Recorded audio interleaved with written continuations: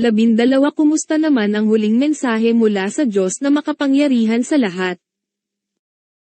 Ang unang salita na ipinahayag ng Diyos na makapangyarihan sa lahat sa huling panahon na si Propeta Muhammad, ang kapayapaan at mga pagpapala ay sumakanya, ay, basahin.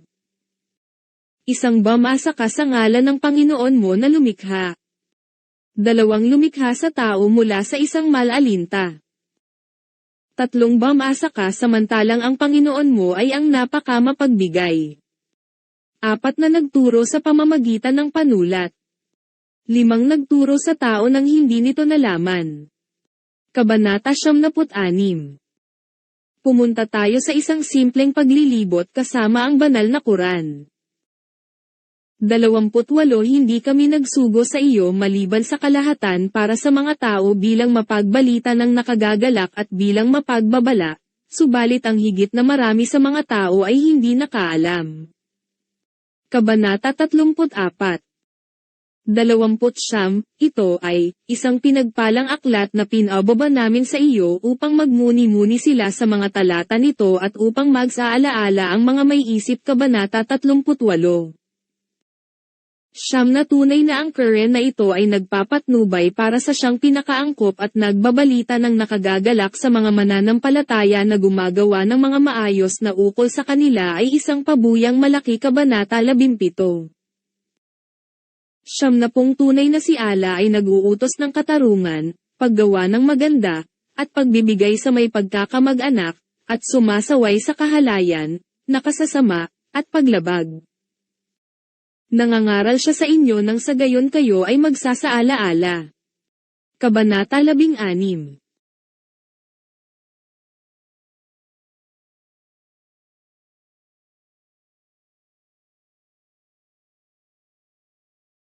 Walumput-walong sabihin mo, talagang kung nagtipon ang tao at ang jin para maglahad ng tulad ng Quran na ito ay hindi sila makapaglalahad ng tulad nito at kahit pa ang iba sa kanila para sa iba pa ay naging tagapagtaguyod.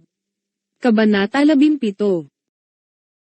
186 Kapag nagtanong sa iyo ang mga lingkod ko tungkol sa akin, tunay na ako ay malapit. Sumasagot ako sa panalangin ng dumadalangin kapag dumalangin siya sa akin kaya tumugon sila sa akin at sumampalataya sila sa akin, nang sa gayon sila ay magagabayan. Kabanata 2. 6 Kung may isa kabilang sa mga tagapagtambal na nagpakalinga sa iyo ay kalingain mo siya hanggang sa makarinig siya ng pananalita ni Allah. Pagkatapos paabutin mo siya sa puok ng kaligtasan niya. Iyon ay dahil sila ay mga taong hindi nakaalam. Kabanata 9. 15 O mga may kasulatan, dumating na sa inyo ang sugo namin na nagal-ilinaw sa inyo ng marami mula sa dating itinatago ninyo mula sa kasulatan at nagsasaisang tabi sa marami.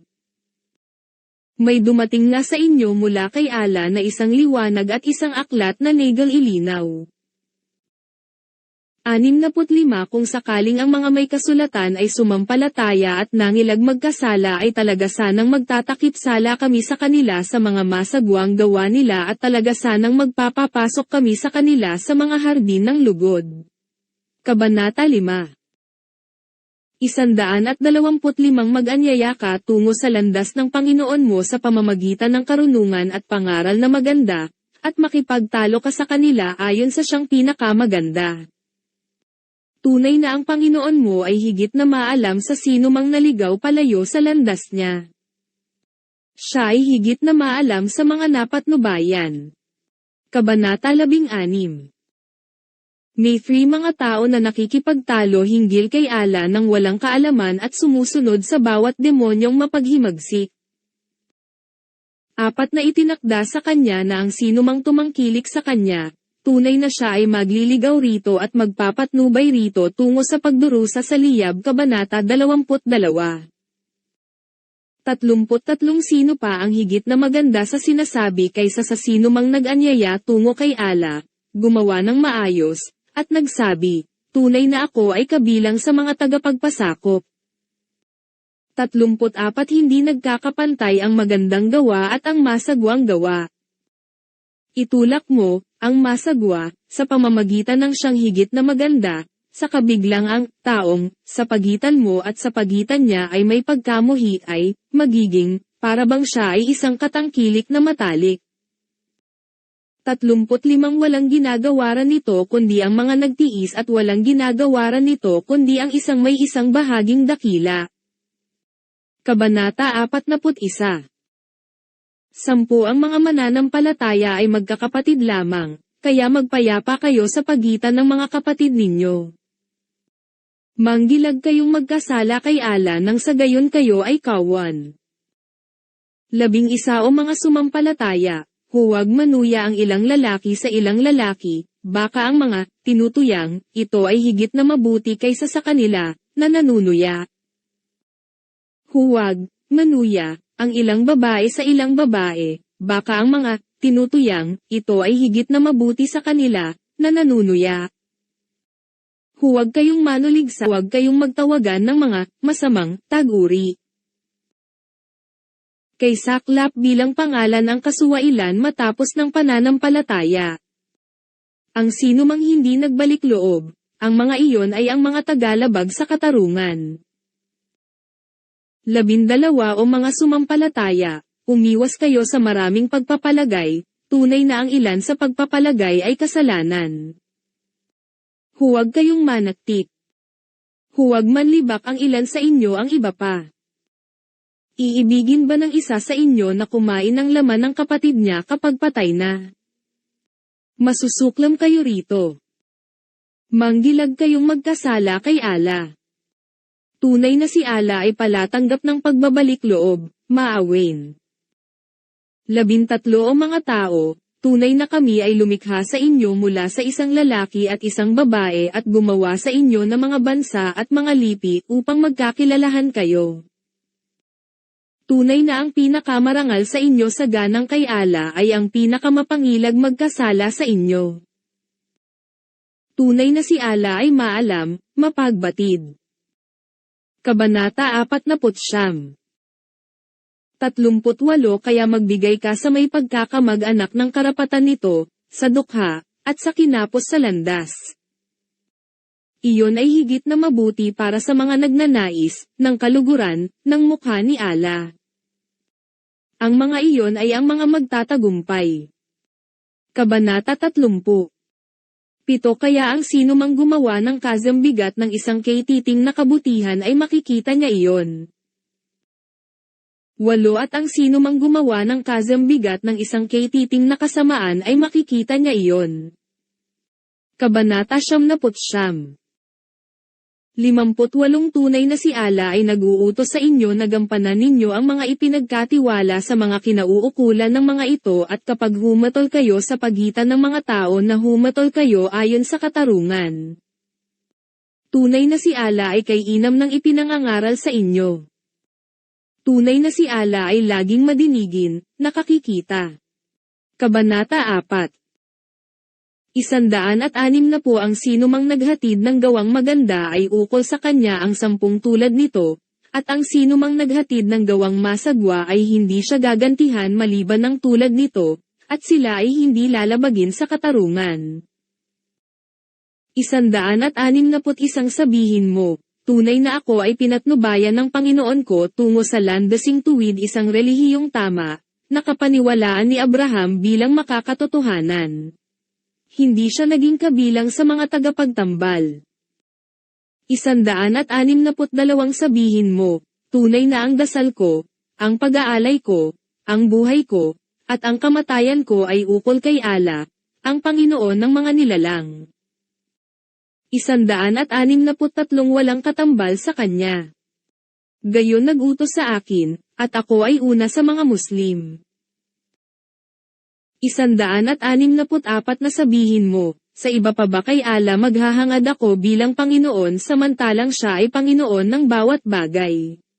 Walang kasalanang nakakamit ang bawat kaluluwa malibang laban dito. Hindi magpapasan ang isang tagapasan ng pasanin ng iba. Pagkatapos tungo sa Panginoon ninyo ang babalikan ninyo saka magbabalita siya sa inyo hinggil sa anumang kayo noon hinggil doon ay nagkakaiba-iba. Kabanata 6. 15 Ang sinumang napatnubayan ay napatnubayan lamang para sa sarili niya at ang sinumang naligaw ay naligaw lamang laban dito. Hindi papasanin ng isang tagapasan ang pasanin ng iba. Hindi kami magpaparusa hanggang sa magpadala kami ng isang sugo. Kabanata 17. 18 Hindi papasanin ng isang tagapasan ang pasanin ng iba. Kung may mag-aanyayang isang nabibigatan sa pagdala nito ay hindi magdadala mula rito ng anuman, kahit pa man siya ay isang may pagkakamag-anak. Makapagbabala ka lamang sa mga natatakot sa Panginoon nila ng lingid at nagpanatili ng pagdarasal. Ang sinumang nagpakadalisay ay nagpakadalisay lamang para sa sarili niya. Sa kay ala ang kahahantungan.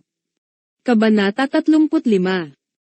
53 Magpapakita kami sa kanila ng mga tanda namin sa mga abot tanaw at sa mga sarili nila hanggang sa lumino para sa kanila na ito ay ang katotohanan.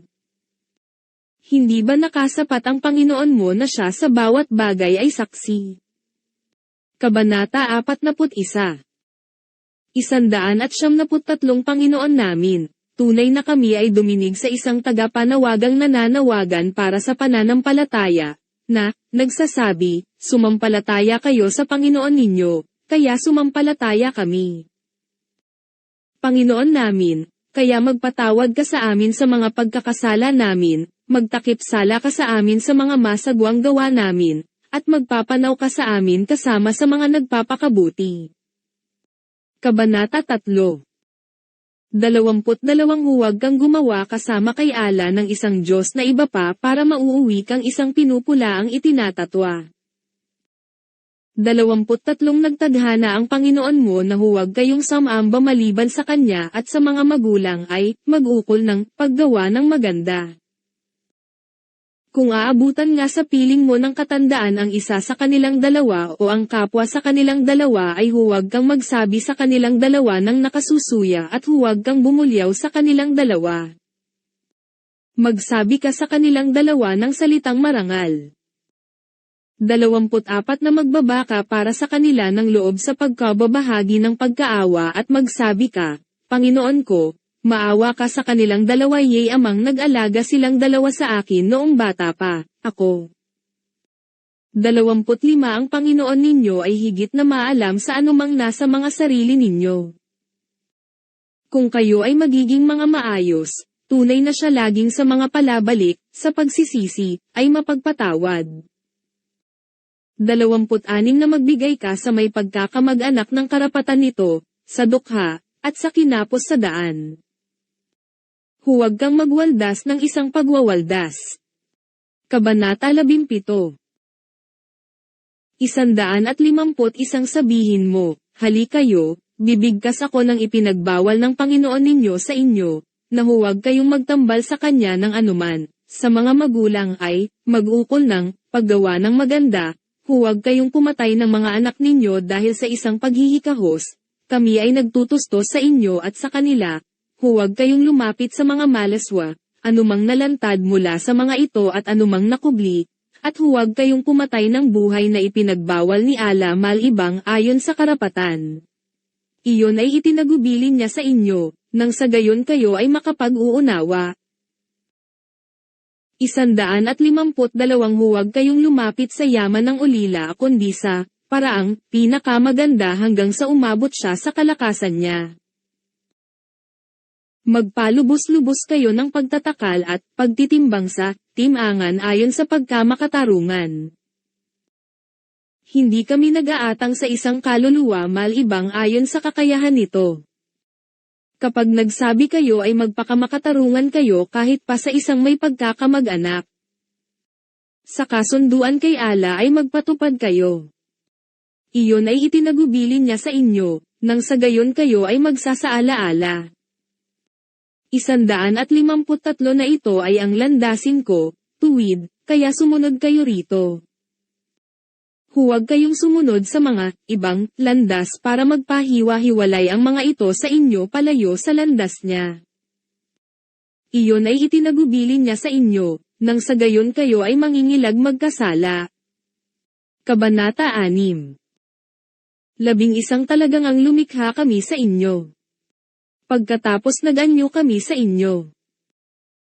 Pagkatapos nagsabi kami sa mga anghel, magpatira pa kayo kay Adan, kaya nagpatira pa sila maliban si Satanas, hindi siya naging kabilang sa mga nagpapatira pa.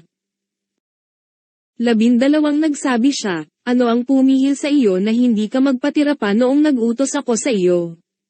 Nagsabi ito, ako ay higit na mainam kaysa sa kanya. Lumikha ka sa akin mula sa apoy samantalang lumikha ka sa kanya mula sa putik. 13 nagsabi siya, kaya lumapag ka mula rito sapagkat hindi nagiging ukol sa iyo na magpakamalaki rito. Kaya lumabas ka, tunay na ikaw ay kabilang sa mga nanliliit. 14 na nagsabi ito, magpaantala ka sa akin hanggang sa araw na bubuhayin sila. 15 nagsabi siya, tunay na ikaw ay kabilang sa mga ipagpapaliban. 16 na nagsabi ito, kaya dahil nagpali siya ka sa akin, talagang mag-aabang nga ako sa kanila sa landasin mong tuwid.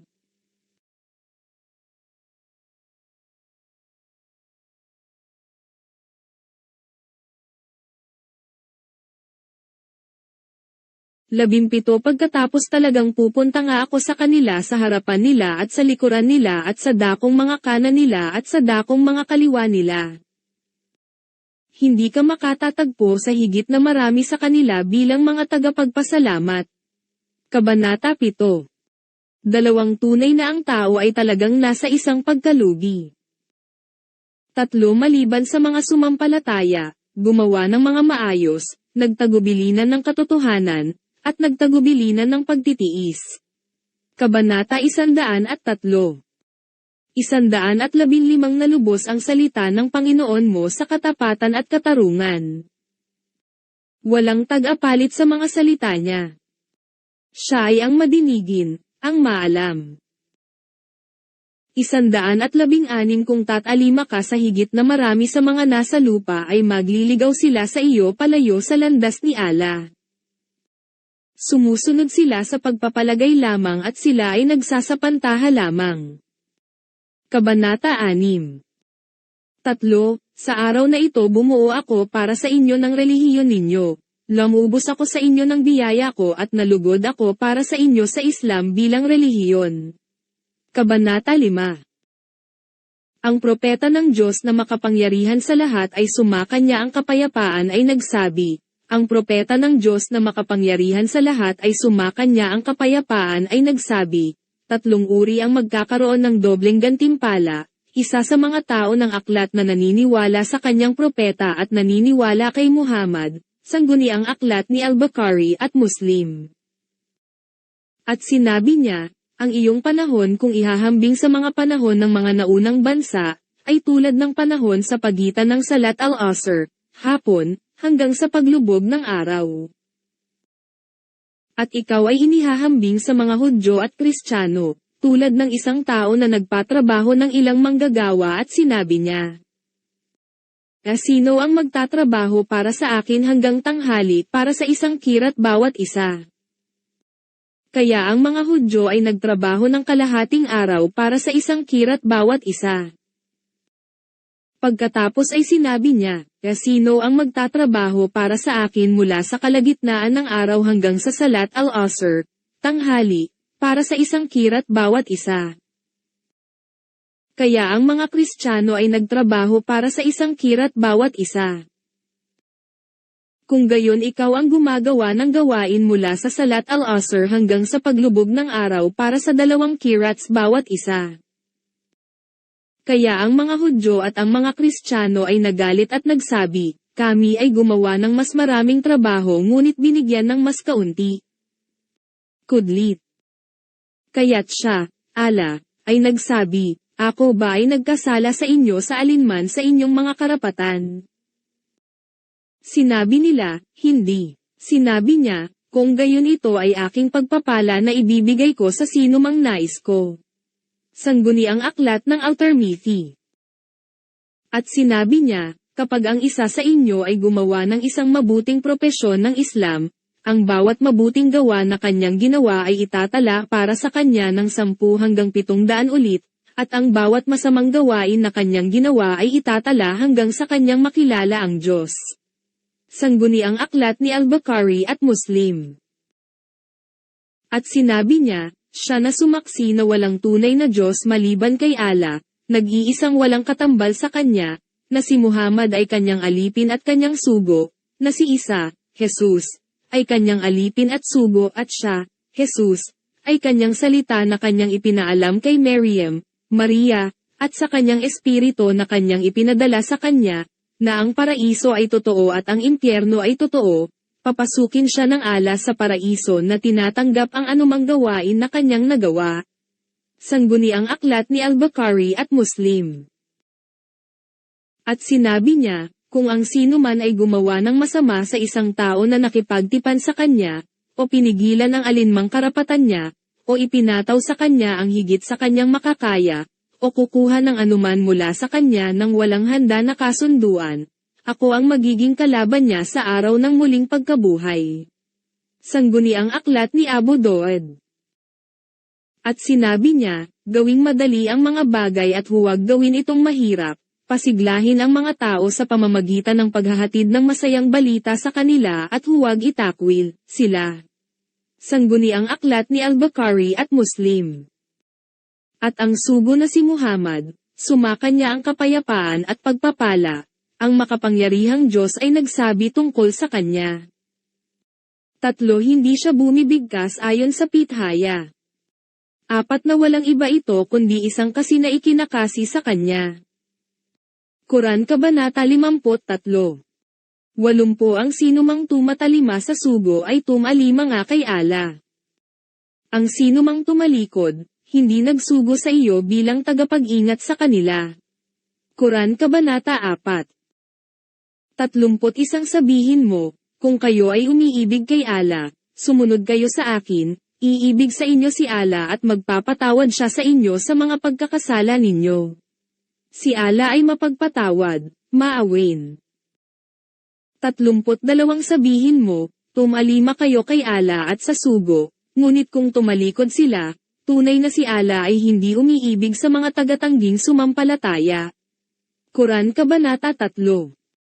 4 Na tunay na ikaw ay talagang nasa isang kasalang sukdulen. Quran Kabanata 68.